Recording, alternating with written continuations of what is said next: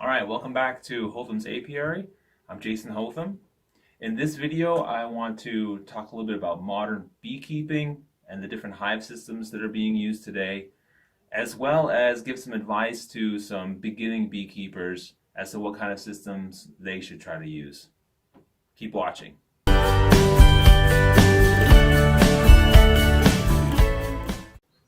All right, so what I want to do is I want to talk today a little bit about modern day beekeeping, how most beekeepers keep bees today, and how it all started. Where we have to begin is we have to begin with the so-called father of modern day beekeeping.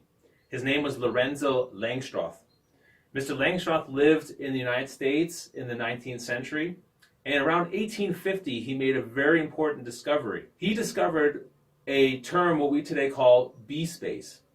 Now, bee space is a space that the bees use themselves to determine how they will behave while in a confined area.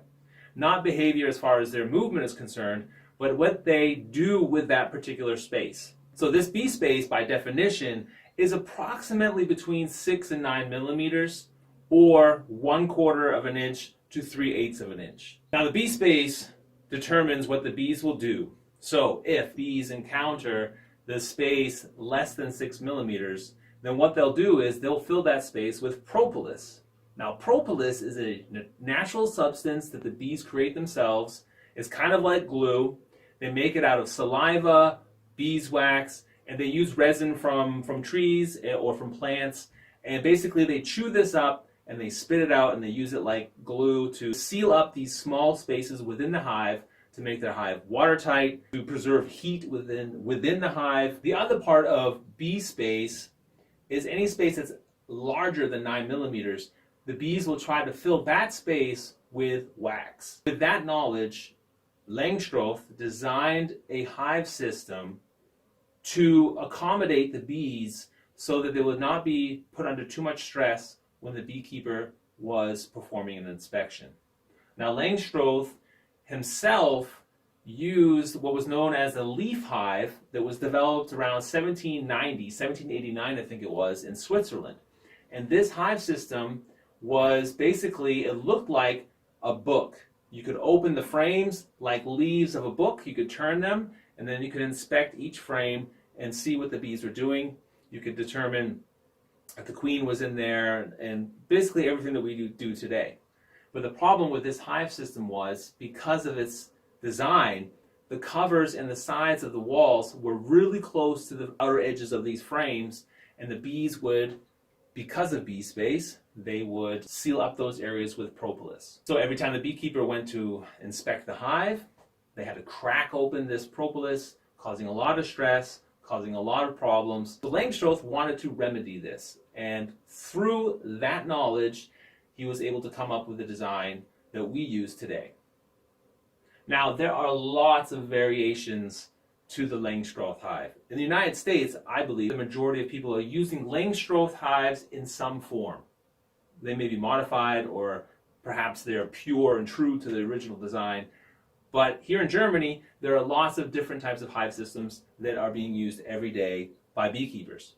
I personally use a vertical hive system, similar and based upon the Langstroth system. You have vertical hive systems, you have horizontal hive systems. You have systems where basically it's just a large box and there's bars running along the top of the box that the bees can build their honeycomb on that.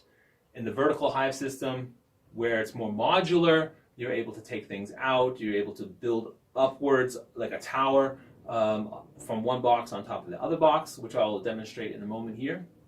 Then you have other hive systems that are traditional hive systems, such as skeps. A skep is basically a basket made out of woven grass or woven hay. I wouldn't recommend beginning beekeeping with a skep. Once you've gained more experience, you can go into trying out new things as far as hive systems are concerned. Then you have even newer systems, I think it's called the flow hive, where basically the beekeeper doesn't even have to open the hive to extract honey.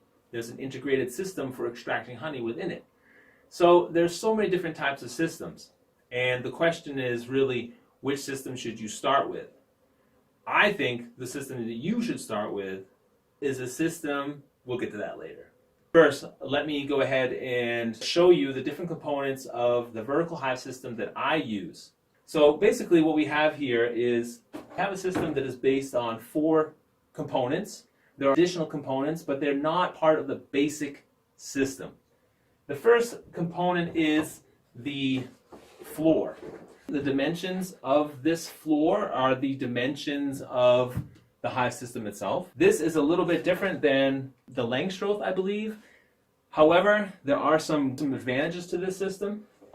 The entryway, as you can see here, is very large, and in this configuration, this is the entry size that you want to have for your bees in the summer when they're really flying. You have 30, 40, up to 60,000 bees in the hive. They need room to get in and out. But there's also, what's really great about this particular design, there is a piece of wood that the beekeeper can insert into the entry to reduce the size of the entry. And this is important, especially when it's a younger colony that is not so strong, that if we reduce the size of this entryway, it will allow the guard bees to be able to better guard the entry. And then as the hive gets stronger, we can even take it out and we can flip it in this direction. And now the bees have a larger entry. It's not the complete or the maximum entry size, but they can still get in and out with more bees at once. Another great thing about this particular floor is it has a wire mesh that separates it from the bottom. Now this wire mesh serves a couple of purposes. One is ventilation. As you can see me through this. This is great for ventilation. The bees need lots of fresh air. They need it for drying the honey. They need it for basically maintaining a level of hygiene that you would expect. There's nothing better than fresh air. And the other advantage of having a wire mesh bottom is that when it comes time to begin to determine the number of varroa mites in a colony, then we can add this little insert into the bottom, and this meshing will allow the mites to fall through, the dead mites. They'll fall through, but the bees themselves cannot get through there, okay? Or any other pests, wasps, or mice, or anything else that would want to get into the hive, they can't get through this wire. So that is the first part of this system. It is the floorboard. As I mentioned, there are modifications, or there are other components that you can purchase, that you can add to this. You can even add to the front the landing board for the bees to land on. I have a couple of those. They're nice to have. They're not a must. The bees don't really need a landing board, but why not? So time for part number 2. Part number 2 is the hive body. It's just a box. It's a box without a bottom and without a top. Okay? Now this box we just simply place on top of the floor. Voila, we have the first level of our hive. Sorry, the camera angle is not so great. See, here you can see, sitting on top of the hive floor is the box. Now this allows us to expand the hive vertically, so we can have more than one brood chamber. We can have one brood chamber in one honey super. We can have one brood chamber in 2 honey supers, and 3 and 4 and 5, and it goes on and on and on. Theoretically, you could build this thing 40 feet in the air. I wouldn't want to do it, but you could. Just basically put them one on top of each other. This is the second important part of the hive system, the vertical hive system that I use. Part number 3. Part number 3, very important part of the hive, and actually maybe even should get part number 1 recognition, is the frame. Now, this particular hive system allows me to place 10 of these frames inside of a box. Now, if you look at this frame, you'll notice there are wires in here. Now, these wires are right now kind of loose, but that's because there was wax in here that I had cut out. But basically, if I make these wires tighter, and there's a special device that helps me do that, then the bees can build a nice set of honeycomb right on this frame. Okay? Now, some beekeepers use wax foundations to get the bees started, and those look like this. Now, this wax foundation is a very thin sheet of wax that is pressed by a special machine that kind of gives as you can see, a little honeycomb pattern that the bees can draw their comb on that frame and on that foundation. And the way that works is we have a special electrical transformer that has 2 posts, and using that we warm up the wires. The wires get warm, the wax melts onto the wires, and then we have a frame with wax foundation. So the bees can get started on that. Now that's how I keep bees. Some people don't do it that way. Some people just let the bees build naturally on a frame without wax foundations. And I've actually told one of my friends, I'm going to give that a try this year. So be sure to watch those videos and I'll show you how that works out. And now we move on to part number 4. Part number 4 is simply the cover. It's a pretty simple design. It's just a little miniature box with some felt lining in it for added insulation. And it's of course the same dimensions as the box.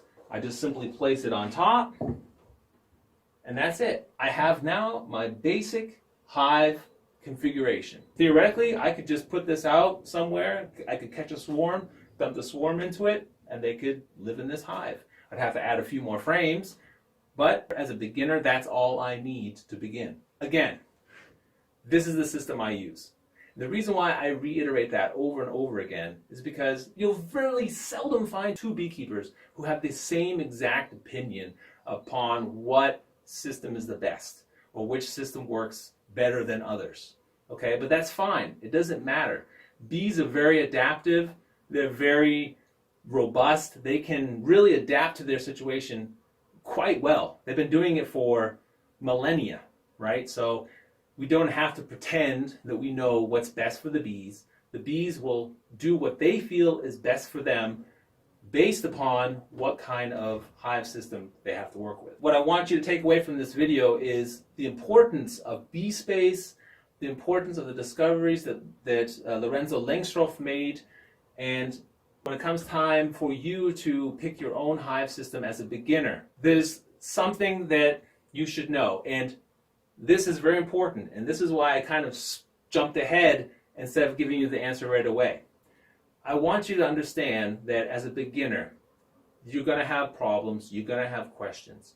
You need to be comfortable with, first of all, comfortable with the equipment that you have, and second of all, you need to have somebody be able to guide you. You need a mentor, you need an experienced beekeeper who has been doing it for a couple of years is even oftentimes enough. As a beginner, you might feel a little overwhelmed, okay? And it's natural, it's a normal thing.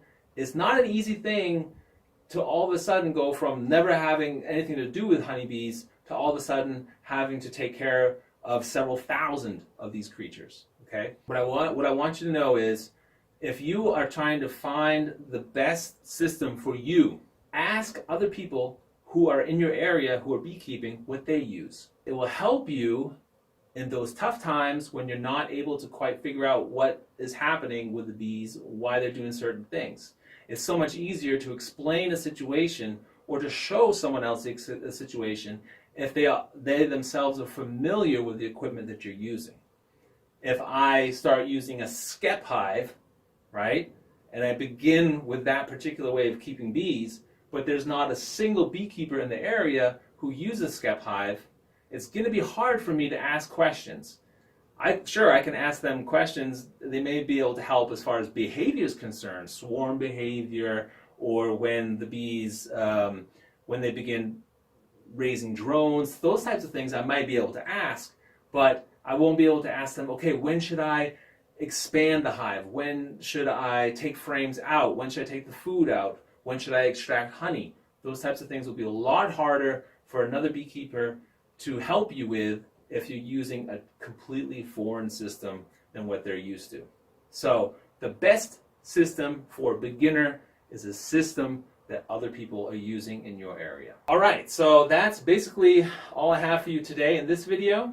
I hope you enjoyed it. If you haven't already done it, please subscribe, and there's going to be many more interesting videos coming up in the weeks to come. The weather is starting to really push into spring now, and I hope to be able to show you some really cool stuff in the upcoming weeks. Thanks a lot. Stay safe, stay healthy. and have fun beekeeping. See you next time.